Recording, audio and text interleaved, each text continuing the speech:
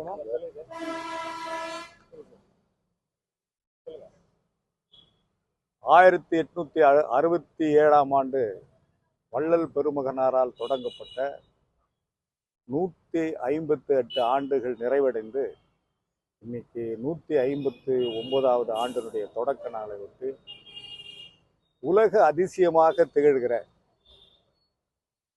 சத்திய தர்மசாலை அவர் மூட்டிய அந்த அடுப்பினுடைய கனல் இந்த 158 ஆண்டுகளாக இன்றைக்கு நிறைவு பெற்றிருக்கிறது என்று சொன்னால் உண்மையிலே அது பெருமைப்படக்கூடிய விஷயம். தமிழர்கள் இந்த உலகத்திலே எங்குமே இது போன்ற ஒரு உலக அதிசயமாக எங்குமே தொடர்ந்து இப்படி 158 ஆண்டுகளாக அடுப்பு எரிந்தது கிடையாது.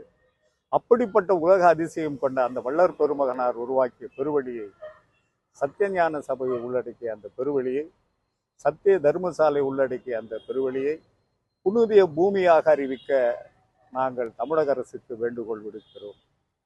இந்த புனித பூமியாக அறிவிப்பதன் மூலம் உலகத்திற்கே வள்ளுவரை பின்பற்றியவரும் உலகத்திற்கே புகழ் பரப்பக்கூடிய புகழ் நெறியில் இருக்கக்கூடிய வள்ளலார் பெருமகனார் அவர்களுடைய புகழ் உச்சியை அடையும் என்கின்ற காரணத்தினால் எங்களுடைய கோரிக்கையை நாங்கள் வள்ளலாருடைய பெருவழியை புனித பூமியாக அறிவிக்க வேண்டும் என்று கேட்கின்றோம். இது சம்பந்தமாக தமிழக முதல்வருக்கு கடிதம் எழுதியிருக்கிறோம். அவர் விரைவில் எங்களை அழைத்து பேசுவார் என்று கருதுகிறோம்.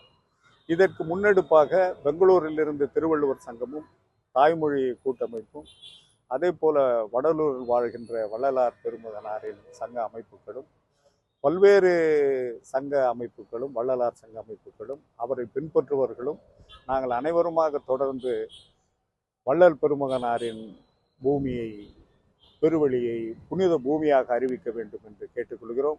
விரைவில் தமிழக முதல்வர் எங்களை சந்திக்க அனுமதி அளிப்பார் என்றும் நம்புகிறோம்.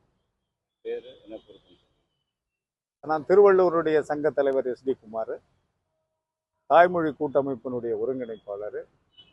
ஐயா அவங்க வடலூரை சேர்ந்த வள்ளலார் பெருமகனார் சங்கத்தினர்கள்.